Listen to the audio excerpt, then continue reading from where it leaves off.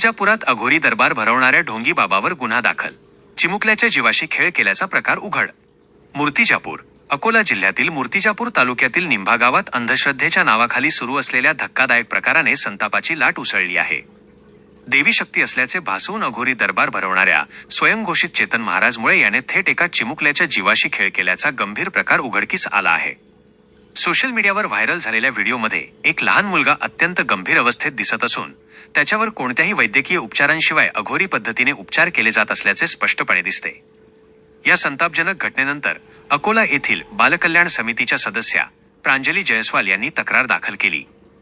या तक्रारीच्या आधारे मूर्तिजापूर ग्रामीण पोलीस ठाण्यात बुधवारी रात्री चेतन महाराज मुळे याच्या विरुद्ध गुन्हा नोंद करण्यात आला.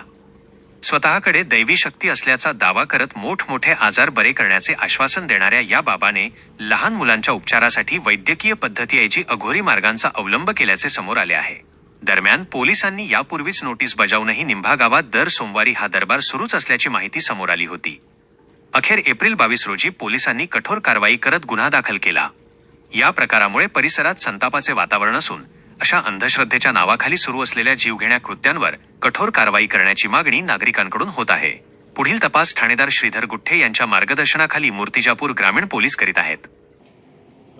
पोस्ट मूर्तिजापूर ग्रामीण हद्दीतील ग्राम लिंबा येथे राहणारे इसम नामे चेतन सुनील मुळे याचा एक व्हिडिओ व्हायरल झाला होता. त्यामध्ये तो दैवशक्ती असल्याच्या अनुषंगाने लहान मुलांना कपड्यामध्ये बांधून दातामध्ये पकडून फिरवत असल्याचा व्हिडिओ आहे. दरबार भरत असल्याचा व्हिडिओ आहे. तर त्या व्हिडिओच्या अनुषंगाने ज्या बालकल्याण समिती अकोला येथील सदस्य आहेत श्रीमती प्रांजली मनोज जयस्वाल यांच्या फिर्यादीवरनं मूर्तिजापूर ग्रामीण पोलीस स्टेशनला सदर जे बंधुबाबा आहेत चेतन सुनील मुळे याच्याविरुद्ध गुन्हा दाखल आहे.